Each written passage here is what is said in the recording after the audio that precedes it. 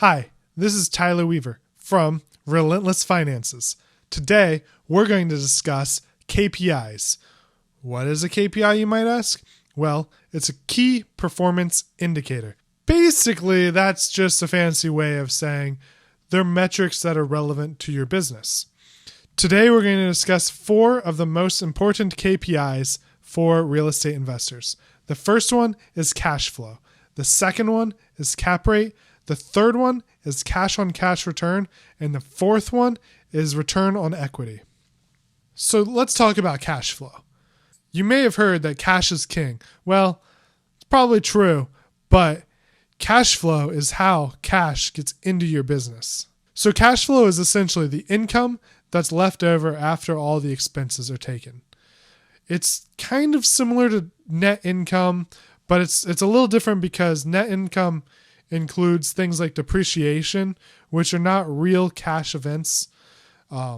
So a simple way of looking at it is if you have $100,000 of income and $70,000 of expenses, the cash flow for that period would be $30,000. Next is cap rate. Cap rate is called capitalization rate, and it's basically just the rate of return if you own the entire property in cash. Cap rate is used a lot of times when transacting and marketing a property because different investors and different owners are going to have different capital structures. So it doesn't make a whole lot of sense to advertise the net income of a property since everyone's going to have a different lending structure and a different capital structure.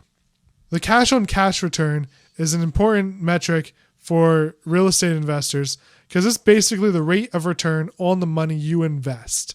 So if you invest $100,000 in a property and it returns $10,000 a year, the cash on cash return of that property is 10% per year. The cash on equity return is just a little bit different.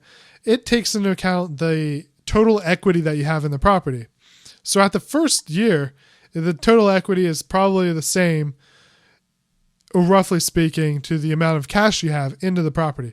But as time goes on, through appreciation and from capital paydown, your equity stake in the property actually increases and increases and increases. Now, if most likely the cash flow does not increase to the same proportion, so what ends up happening is you start getting more and more and more equity, and it starts returning a lower and lower and lower and lower percent of on that equity. Basically, what starts to happen is your cash starts to become fat and lazy.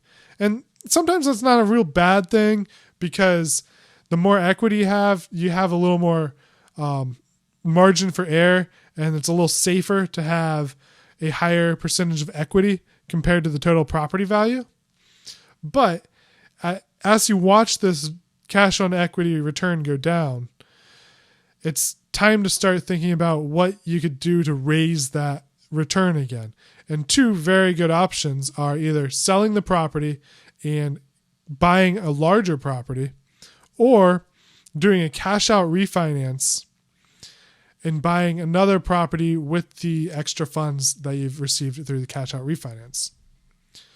So I hope you learned something going over these 4 main KPIs for real estate investors. Till next time, see you later.